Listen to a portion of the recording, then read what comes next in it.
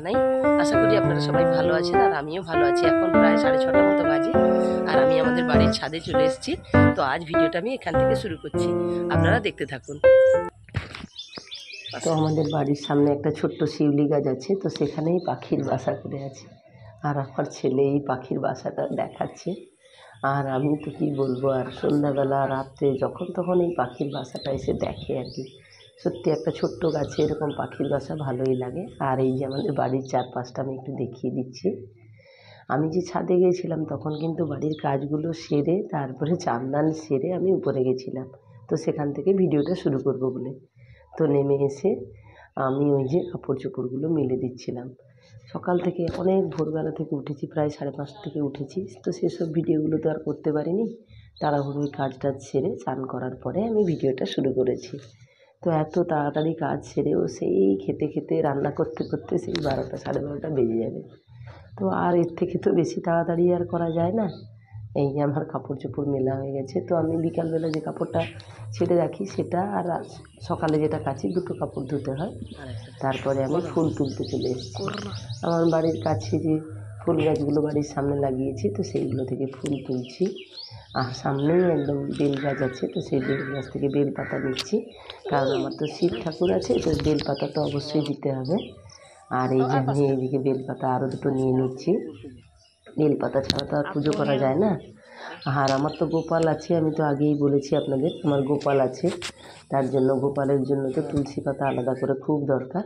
তুলসী পাতা ছাড়া তো আর গোপাল আর নারায়ণের পুজো হয় না, তাই জন্য আমি কিছু তুলসী পাতাও তুলে নিচ্ছি। এটা প্রতিদিনেরই কাজ, সে ভিডিও করি আর না করি, প্রতিদিনই আমাকে এই কাজগুলো করতে হয়। তো এইগুলো করে আমি আমাদের যে মন্দির আছে, প্রথমে এই মন্দিরে জল ঢেলে মন্দিরে ঠাকুর প্রণাম করে ধূপ প্রদীপ জেলে তারপরে আমি উপরে যাই পুজো করতে। তো এইভাবেই আমার সকালের পুজোটা চলে। তো সত্যি কথা বলতে পুজো করতে কিন্তু আমার প্রায় 45 মিনিট 1 ঘন্টা সময় লাগে। তো তাড়াহুড়ো করে হয় না, কেন কি পুজো শুধু করতে গেলে তো আর হবে না। প্রতিদিন ওই ঠাকুরের থালা বাসন আমি সুন্দর করে মাজি। তো আমি তো এটা ভাবি, আমরা নিজেরা যে খাওয়া দাওয়া করি সেই সব থালা বাসন পোশাক পরিচ্ছদ যেভাবে আমরা পরিষ্কার করি, তো ঠাকুর ঘরে গেলে আমি ঠাকুরের যে সিংহাসন মোছা, তারপরে ওই ঠাকুরের থালা বাসন এগুলো সুন্দর করে প্রতিদিনই মাজি। তো তেঁতুল দিয়েই আমি মাজি রোজ। তো মেজে এগুলো পরিষ্কার করার পরে ঝাঁটিয়ে তারপরে পুজো আরম্ভ করি। তো ওই জন্য অনেকটাই সময় লেগে যায়। আর আমার সত্যি কথা বলতে অনেকগুলো ঠাকুরের থালা বাসন আছে, সেইগুলো মেজে আমি পুজো করি। আর এইদিকে তো সকালবেলা আমি গোপালকে তুলে দিয়েছি, তুলে আমি দোলনাতে বসিয়ে তারপরে আমি থালা বাসন মাজি। তো প্রায় পুজো অর্চনা হয়ে গেল। এবার আমি চলে এসেছি সোজা গরুর দুধ দুইতে। কী আর বলবো, আমাদের বাড়ির কাছাকাছি কারোর বাড়িতেই গরু নেই, শুধুমাত্র আমার বাড়িতেই আছে। আর আমার বাড়িতেও ছিল না, বাবা তো সেই বিক্রি করে দিয়েছিল সব। কিন্তু আমাদের যে ছেলে, আমার ছেলে খুব দুধ খেতে ভালোবাসে, তার জন্য আমি আবার একটু খুঁজে খুঁজে ছোটো একটা বাছুর কিনে এনে রেখেছিলাম। তো সেই বড় হয়ে প্রায় 2-3 বছর হয়ে গেল, 2-2.5 বছর হয়ে গেল গরুটাকে রেখেছি। তো সে প্রচুর দুধ দেয়। তো সেই গাই দুয়াতে গেছি, কিছুটা দুধ আবার বিক্রি করে দেওয়া হয় আর কিছুটা বাড়িতে খাই। 1 কেজি দুধ থাকে, আমার ছেলে খায়, ছানা কেটে আমরা খাই, আর বাকিটা বিক্রি করে দেওয়া হয়। আর এইদিকে দেখুন আমার কাণ্ড, আমাদের বাড়িতে অনেকগুলো আম গাছ আছে, তো এই বছর কিন্তু অনেক কম আম হয়ে গেছে। প্রতি বছর অনেক আম হয়, তো সেই আমগুলো পেড়ে আমচুর হয়। তো গতকাল বিকেলবেলা আমি আর মা দুজনে মিলে আম ছাড়িয়ে রেখেছিলাম, রেখে সকালবেলা ধুয়ে টুয়ে রাত্রে রেখেছিলাম। ওই সকালবেলা আমি এসে আমে নুন মাখাচ্ছি। তো এরকম একটা এতে মাটির এতে, ওই যে মাটির এটা দেখছেন আপনারা, ওটা কিন্তু আমাদের বাড়ির দিকে চাল নাড়া হতো, একে হুলুন বলেই বলে। তো আপনাদের এদিকগুলো আছে কি না জানি না, আমাদের বাড়ির দিকে কিন্তু এগুলো পাওয়া যায়। আর এখন তো বাড়িতে মুড়ি ভাজা হয় না, তাই এগুলো কাজেও লাগে না। তো এইগুলোতে আমি আম নুন মাখিয়ে দিচ্ছি। আর এদিকে আচার করব বলে আমার ছেলে তো প্রচুর পাগলামি করছে, আচার খাবে, তার জন্য আমি কিছু আম কেটেছি আচারের জন্য। তো সেগুলোতেও নুন হলুদ মাখিয়ে একটু রোদে বসিয়ে দেবো, তারপরে দুপুরবেলা রান্না করার পরে আমি আচার করব। তো এই বলে আমি ছাদে এসেছি, ছাদে এইগুলো সব মিলে দিচ্ছি। আমগুলো ভালো করে ফাঁকা ফাঁকা করে না যদি মিলি, তাহলে কিন্তু আমের গায়ে জলটা শুকনো হবে না। আর এই বড় জায়গাটায় আমচুরে নুন মাখালে গোটা আমগুলোতে নুন জল ভালো করে মেখে যায়। আর এইদিকে আমি আমার বাড়ির ছাদে পরিবেশটা আপনাদের দেখিয়ে দিচ্ছি। সত্যি কথা বলতে আমাদের বাড়ির ছাদে এলে না বেশ ভালোই লাগে, কিন্তু সে আর আসা হয় না। আর আমি ছাদে সেই নুন মাখিয়ে আমি নিচে চলে এসেছি। নিচে এসে এই যে বাবার জন্য মুড়ি বেড়ে ফেলেছি।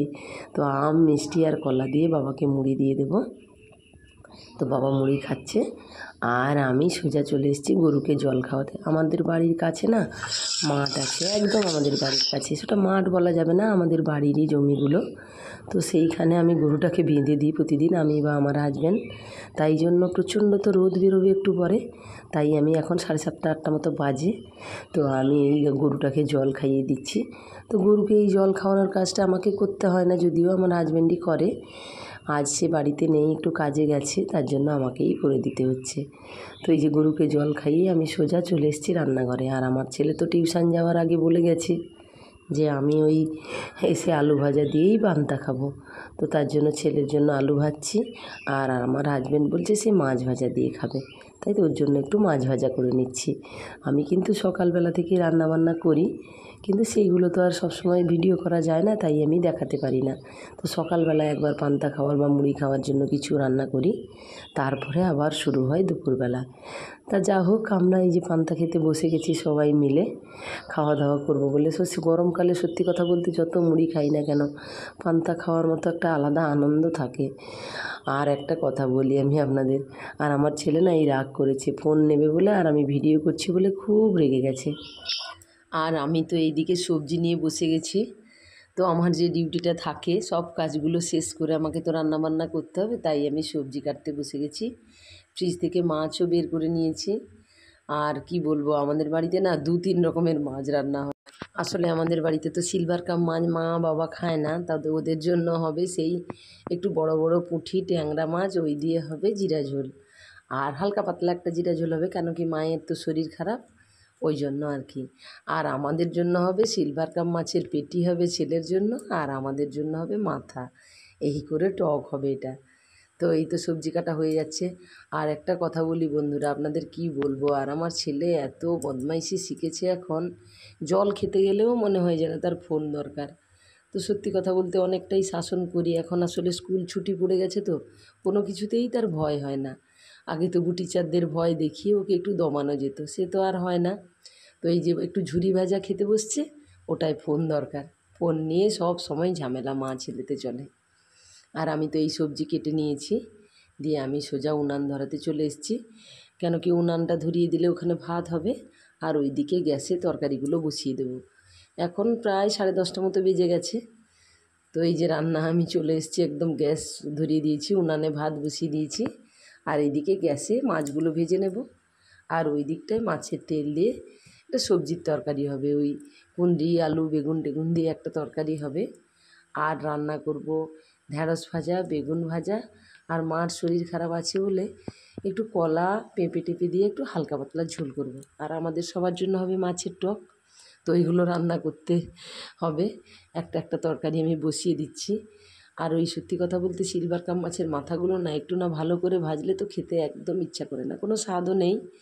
তবু তো বাজার থেকে কিনে এনেছে, এখন তো মাছের দাম অনেক, খেতে তো হবে, তাই রান্নাও বসিয়ে দিচ্ছি। মাছ ভেজে এইদিকে টক বসিয়ে দিলাম, আর ওইদিকে তো সবজির তরকারিটা যে মাছের তেল দিয়ে ওটা বসিয়ে দিচ্ছি, আর নাড়ানাড়ি চলছে। আর এদিকে কিন্তু ভাত গড়ানো হয়ে গেছে আমার, ভাত গড়িয়ে দিয়ে ওই যে পেঁপে কাঁচকলা ঝিঙে সব রকম সবজি দিয়ে মায়ের জন্য একটা উনানে হালকা পাতলা যে ঝোল রান্না করব সেটা সেদ্ধ করতে বসিয়ে দিচ্ছি।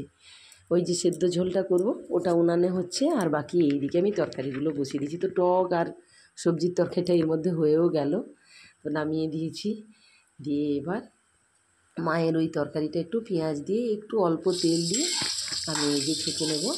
আর এইদিকে বেগুন আর ঢ্যাঁড়স একসঙ্গে দিয়ে দিচ্ছি, একসঙ্গেই ভেজে নেব। এসে রান্নাবান্না আছে, অনেক যুদ্ধকালীন তৎপরতায় মোটামুটি রান্নাটা আমি শেষ করতে চলেছি। আর ওইরকম করে যুদ্ধকালীন তৎপরতায় না রান্না করলে এতগুলো রান্নাবান্না সত্যি অল্প সময় তো করাই যায় না, তাই অনেকটা সময় হাতে নিয়ে আমাকে করতে হয়। আর যেন একটা কঠিন যুদ্ধ চলে, এই গরমে এই কঠিন যুদ্ধে নামতেও খুব ভয় হয়, কিন্তু এই যুদ্ধে তো ভয় করলে হবে না, যুদ্ধে তো জয়লাভ করতেই হবে। তো দেখতে দেখতে আর আপনাদের সঙ্গে গল্প করতে করতে আমার আজকের রান্নার যে যুদ্ধটা সেটা প্রায় শেষের মাথায়, প্রায় শেষ হয়ে গেছে। এবার আজকের মতো, আজ এই দিনের বেলার মতো মোটামুটি আমি একদম জয়লাভ করেই গেলাম। তো কী আর বলবো, আজ প্রচণ্ড গরমে আজ আর থালি টালি কিছুই সাজাতে পারলাম না। তো যেখানে আমাদের খাওয়া দাওয়া হবে সেখানেই সব তরকারি ভাত টাত সব বয়ে নিয়ে চলে গেছি, বসেও গেছি। খালি বাবা মা আমার ছেলে সবাই চলে এলে আমরা একসঙ্গে খেতে বসে যাব। তো আজ সারাদিন যতটুকু ভিডিও করে রেখেছিলাম সেটুকুই আপনাদের সঙ্গে শেয়ার করলাম। আর আমার ভিডিওটি যদি ভালো লেগে থাকে তাহলে লাইক কমেন্ট শেয়ার করে আমার পাশে থাকবেন। আর যে সকল বন্ধুরা আমার ভিডিওটি নতুন দেখছেন, আমার পরিবারের নতুন সদস্য হতে চান, তারা ঝটপট আমার চ্যানেলটিকে সাবস্ক্রাইব করে ফেলুন। তো এই ছিল আমার আজকের ভিডিও। তো আমার ভিডিও দেখার জন্য সবাইকে জানাই অসংখ্য ধন্যবাদ। আর এই গরমে সবাই সুস্থ থাকুন, ভালো থাকুন। আজকের মতো টাটা, আবার দেখা হবে কাল অন্য কোনো ভিডিওতে।